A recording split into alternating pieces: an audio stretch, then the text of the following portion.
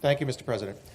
In light of North Korea's latest ICBM testing, do you think they're beyond redemption, or is there a chance they might actually make a U-turn? And are you willing and ready to launch military action against them? and if I may, I have to ask about this. Since you started the whole wrestling video thing, what are your thoughts about what has happened since then? I mean, CNN went after you and has threatened to expose the identity of a person they said was responsible for it. I'd like your thoughts on that. Yeah, I think what CNN did was unfortunate for them. As you know now, they have some pretty serious problems. They have been fake news for a long time. They've been covering me in a very dishonest way. Do you have that also, by the way, Mr. President? What CNN and others, I mean, not others, NBC is equally as bad, despite the fact that I made them a fortune with The Apprentice, but they forgot that. But I will say that CNN has really taken it too seriously, and I think they've hurt themselves very badly, very, very badly. And what we want to see in the United States is honest, beautiful, free, but honest press. We want to see fair press. I think it's a very important thing. We don't want fake news.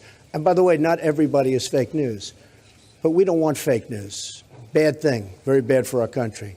As far as North Korea is concerned, I don't know. We'll see what happens. I don't like to talk about what I have planned, but I have some pretty severe things that we're thinking about.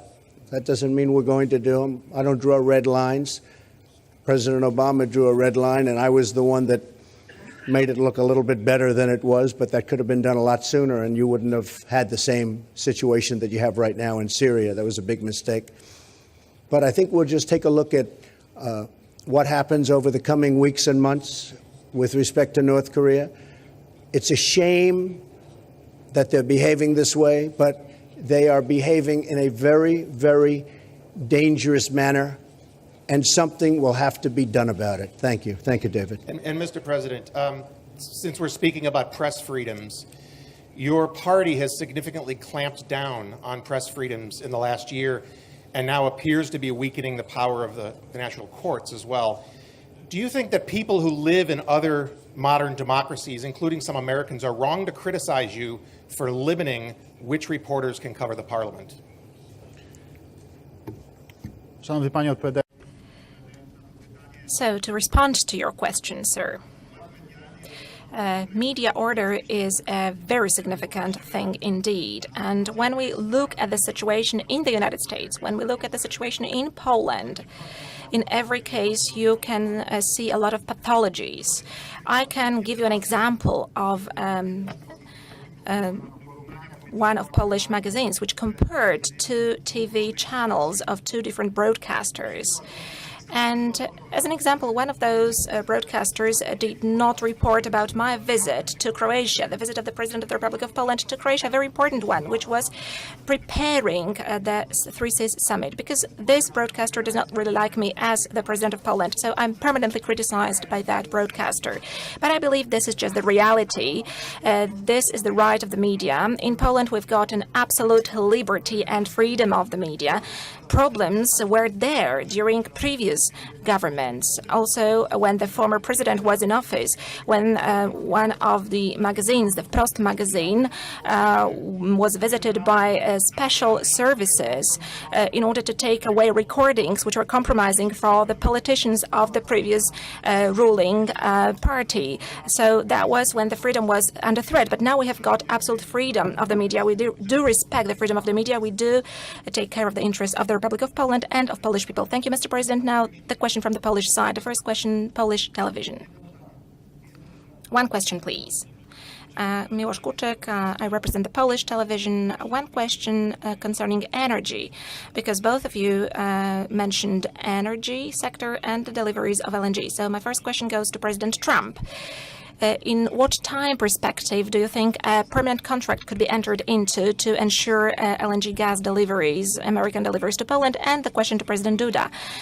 Could Poland become a certain hub for the transportation of American gas, a hub to Three Seas countries? question. I think we can enter a contract for LNG within the next 15 minutes. Do you have anybody available to negotiate? It will take about 15 minutes. You know, we're becoming a great exporter of energy. Very soon we'll be a very great exporter of energy, and we've taken a lot of unnecessary regulations out of our process, and we are doing things that we haven't been able to do for a long time. So we're blessed with great land. We didn't even know it 15 years ago in terms of what was underneath our feet, and certainly we have found out through technology that we are truly blessed to have this incredible wealth under our feet, and we are going to be an exporter of energy. It's already happening, and anytime you're ready, we can do additional contracts. We've already done the one, but we can do many additional contracts. Szanowni Państwo, no, ja mogę... Ladies and gentlemen, I can give you the following answer. It is not the President of the United States and the President of Poland who are going to sign the long-term contract for LNG gas deliveries to Poland. But the contract will be signed by companies, by a Polish company and an American company, and this is how it will be proceeded. What is most important, however, the most important thing is that there is green light given by the U.S. government, by the U.S. administration, that there is an incentive given by Americans for us to buy gas from the United States. And on our side, on the Polish side, on the side of the Polish authorities, there is also this green light, and there is interest in this particular thing. So I count that after relevant negotiations, I know that those negotiations are already ongoing. I believe that after the conclusion of those negotiations, there will be a long-term contract for U.S. LNG deliveries to our LNG terminal in Świnoujście. And answering the second part of your question, can we become a hub through which gas, LNG gas, American gas will flow to Central Europe? I am convinced that the answer is yes. I'm convinced that the answer is yes. And today we are going to talk about this also under the framework of the 3Cs initiative. This is also connected with the establishment of an energy corridor, of a gas corridor along the north-south axis. But also in the future, this could ensure perhaps alternative supplies vis-a-vis Russian supplies, alternative supplies for Ukraine. This is of primary importance, and this is what we discussed today with Mr. President Trump. I'm convinced that the future is very rosy on this one, very bright, and the contracts will be entered into. And of course, we on our part, according to the needs, are going to develop our capacities as regards the reception of the LNG gas from the US and from other directions. Media is free in Poland. So now the question from a private broadcaster, TVN. Mr. Wrona, thank you very much. A question to both presidents. You mentioned military cooperation. I would like to find out from both of you, presidents, whether during your exchange, were there any concrete guarantees extended concerning the presence of American troops in Poland as long as there is threat from the Russian side? And how do you see the future, presidents, the future of the presence of American troops in Poland? Well, we didn't discuss guarantees, and we weren't really in that position to discuss guarantees, but certainly we've been here for a long time. We have quite a few troops here, up to 5,000, and we will continue to do that, and we will continue to work with Poland, but we did not discuss guarantees, no.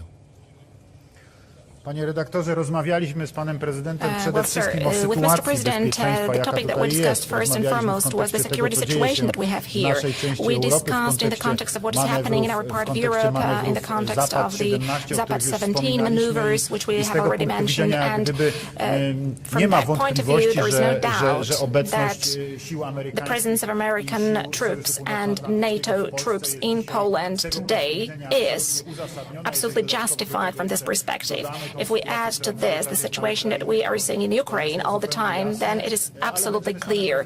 But we are going to discuss it further with Mr. President.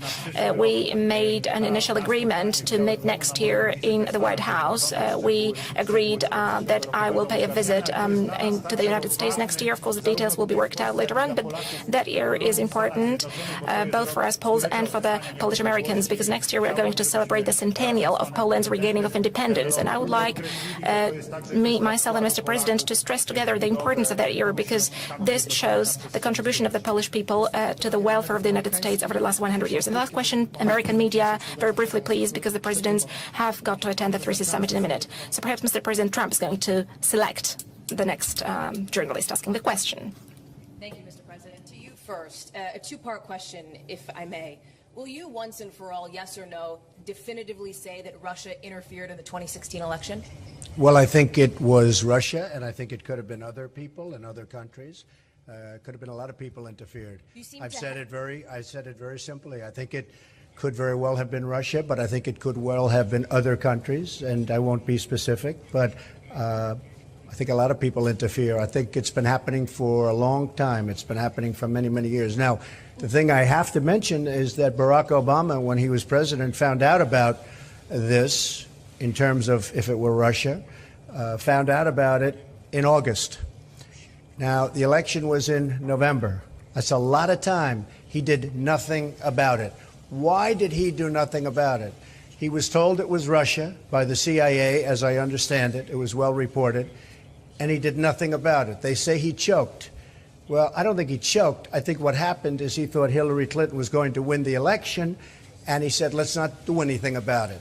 Had he thought the other way, he would have done something about it. So he was told in early August by presumably the CIA that Russia was trying to get involved or meddling pretty strongly with the election. He did nothing about it.